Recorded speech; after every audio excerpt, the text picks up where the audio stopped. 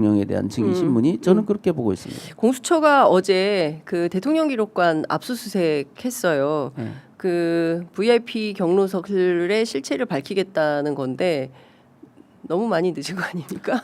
늦었죠. 그리고 이번에 계엄 사태 때 보면 네. 5층에 옆에 딸린 홀이 있다라는 게 다 드러났잖아요. 그러니까. 그래서 그 800, 7070도 예, 거기에 설치된 거기에서 전화를 거다라고 추정을 했었잖아요. 그렇죠. 우리가? 예. 아마 5층에 예, 있는 전화일 거다. 그리고 그건 수석보좌관 회의가 있는 예. 그 2층과는 다른 호실일 곳이다. 거다라고 저희가 예, 추정했는데 그렇죠. 그리고 예. 그 전화 받은 사람도 뭐 가정집처럼 여보세요, 네, 막 이렇게 예, 전화를 그랬다는 받았더다. 거죠. 예. 그래서 그러나 그 공수처에서는 그 기록을 확보를 해주는 게 네. 자기들의 임무라고 생각하겠죠. 왜냐하면 공수처도 힘에 부처 있기 때문에 네.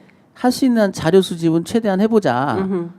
이렇게 판단하고 있다라고 제가 들었거든요. 네. 그래서 그 자료도 중요하죠. 왜냐하면 특검은 시간이 제한이 있기 때문에 하나라도 먼저 해주면 네. 도움이 되겠죠, 당연히. 그러나 저는 이제 그 경로가 네. 이첩을 할 때 그 7월 31일의 경로는 이미 드러났고 7월 31일. 그 예. 경로에 곱하기 100은 됐을 거다. 8월 2일의 경로가 8월 2일 경로가. 이첩된 다음에 예. 그 고래고래 소리 지르고 하는 모습이 눈에 선하지 않습니까? 원래 하던 대로 예. 저는 눈에 선해요. 예. 그러니까 전화지를 그렇게 그냥 밥도 예. 안 먹고 내립다 그냥 하고 있는 거죠.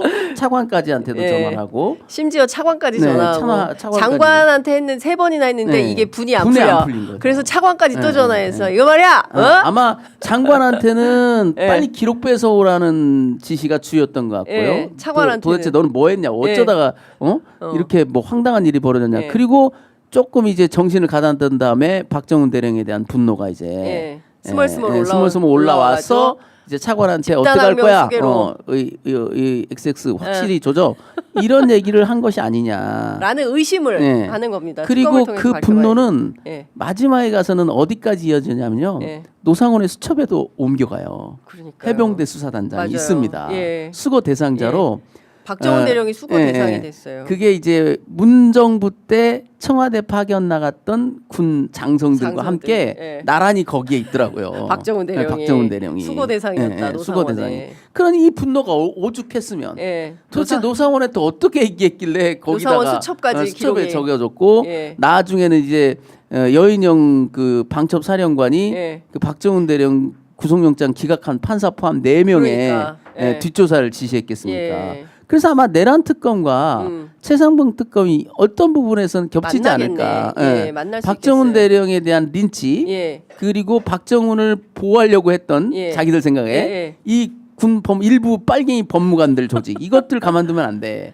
아. 이런 그래서 블랙리스트 중에 뭐 최강욱 라인을 예. 뭐 밝히겠다고 했다는 예. 거잖아요. 예. 그래서 저도 되게 의아했던 게 뭐냐면 왜 중앙지역 군사법원장은 그 뒷조사 대상이 됐을까? 제가 되게 궁금했거든요. 네. 왜냐하면 재판부는 그렇다 쳐. 음. 그 다음에 법원장은 그 저기 뭐야 구속영장 기각한 판사는 그렇다 쳐. 네. 근데 법원장은 행정사무만 통제하기 왜 때문에 그러지? 사건에 개입할 수 없다는 건 자기들도 알 텐데 예. 왜 이 사람을 뒷조사시켰지? 예.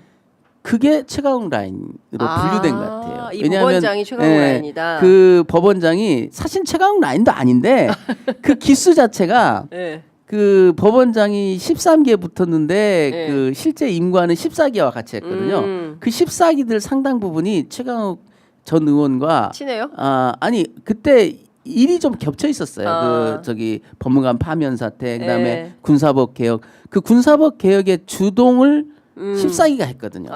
그것 때문에 14기들은 다 빨간 딱지입니다. 그래서 말도 안 되는 이 진짜. 말도 안 되는 그 편가르기 빨갱이 예. 만들기를 예. 또 하고 제가 그 우려하는 건 뭐냐면 그나마 법무관들 조직이 다 박살이 났는데 그나마 좀 남아 있는 사람들이 있거든요. 대령 못 달고 네. 그 이제 법무관 출신 시험 출신으로 14기, 15기, 16 몇 분들이 남아 있었어요. 예, 예. 그분들조차도 이제 최강욱 라인으로 분류해서 숙청하려고 했던 거 아니냐. 만약에 계엄에 성공했더라면 그들은 이런 프레임을 썼을 겁니다. 박정훈 대령의 재판 1심 재판에 대해서 네. 색안경을 끼고 빨갱이들의 장난질이라고 몰아가려고 프레임을 짜고 있었던 거예요. 네. 법무관들 조직 내에 최강욱이라는 불순분자들이 최강욱파라는 불순분자들이 이 박정훈 대령 항명 사건을 컨트롤했다. 최강욱 의원이 그렇게 센가요? 군에서? 그러니까 자기들의 포맷에는 그런 일이 벌어지나 봐요. 네, 진짜. 그런데 네. 무슨 한 사람의 영향력이 그렇게 큽니까? 그러니까. 다만 생각을 같이 할 수는 있겠죠. 네. 그런 한 사람의 영향이 그분이 무슨 뭐 거기에 있다고. 최강욱 의원님 한번 모셔서 말씀드려야 되겠네. 그러니까 군내 최강욱 파가 있는지 한번 확인해봐야 되겠다. 이번에 이런 말을 했어요.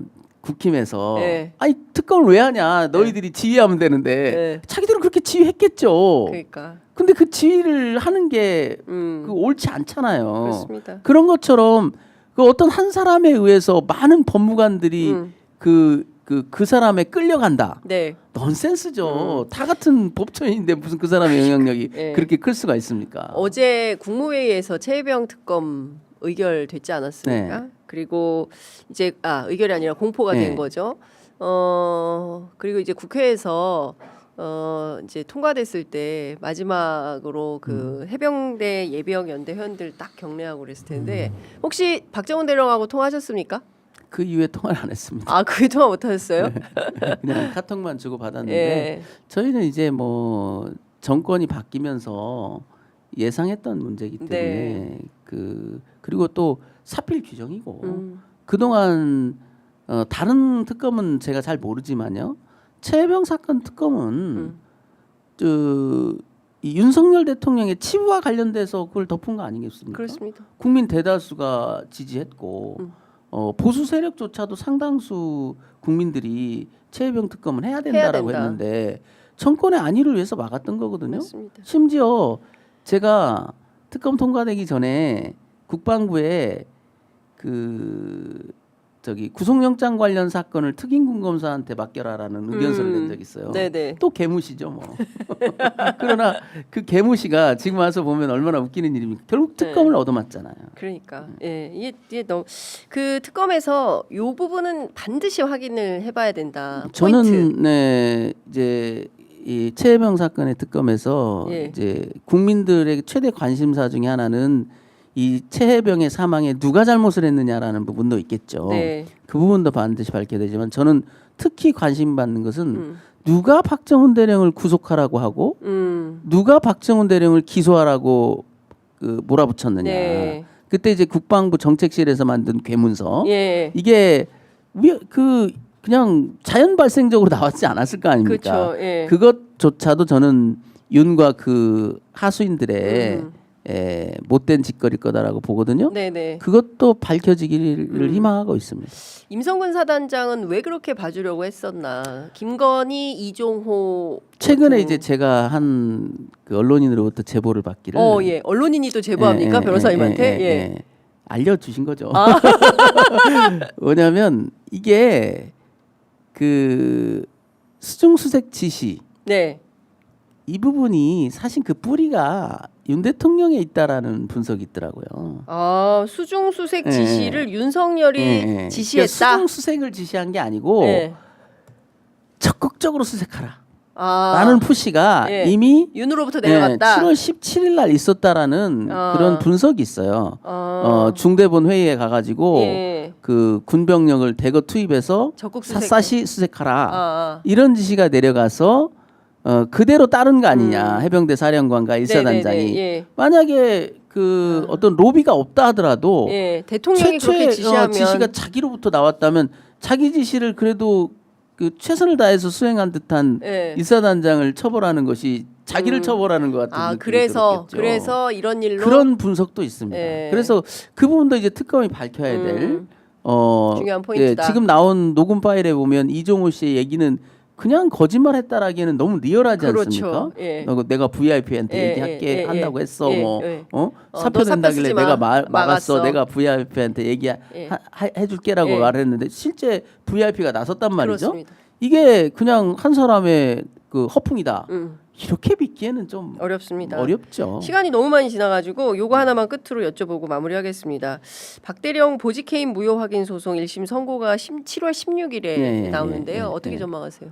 뭐 당연히 뭐 그 보직해임 취소 또는 무효하긴 하겠죠. 왜냐하면 그렇지 않다면 군사법원 재판을 보겠다라고 한 수원지방법원의 태도는 모순 아닙니까? 그러니까. 실컷 군사법원 판결 보겠다고 2년 가까운 세월을 미루더니 네. 군사법원 판결은 무시하고 판단한다.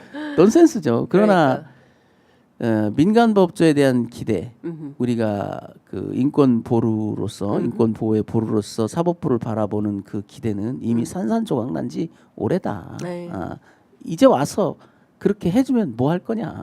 뭐 물론 저희야 당연히 원고 승소를 기대하고 있고 바라고 있지만 네. 늦어도 너무 늦었다. 아. 이건 지연된 정의는 정의가 아니라면서요. 예, 맞습니다. 유명한 말이 돼버렸잖아요. 예. 자, 이게 지연이 아닙니까? 엄청나게 지연된 거죠. 이제 이 판결이 과연 의미가 있냐라고 저는 묻고 싶어요. 이제 와서 내려주는 판결이 무슨 의미가 있느냐. 또 국방부 쪽에서는 그런 얘기합니다. 한참 그 보직 안 주더니만 네. 1심 무죄 판결 나니까 이상한 보직 하나 줬잖아요. 뭐 그것 때문에 보직 됐으니 먹고 끝났다? 떨어져라. 먹고 떨어져라. 뭐 소의 이익이 없지 않느냐 이런 주장했어요. 예. 과연 수원지방법원 법원이 그 허무맹랑한 그 주장에 대해서 어떻게 판단할지. 그것도 예. 좀 지켜볼 만한 관전 포인트 같아요. 알겠습니다. 그러니까 이번 주 금요일에 있는 재판 저희도 잘 보고 또 추후에 모셔서 말씀 듣도록 하겠습니다. 자주 뵙기를 희망합니다. 네. 너무 바쁘셔가지고 오늘 말씀은 여기까지 듣겠습니다. 고맙습니다. 네, 감사합니다. 감사합니다. 믿을 수 있다 더 착한 보험 파트너스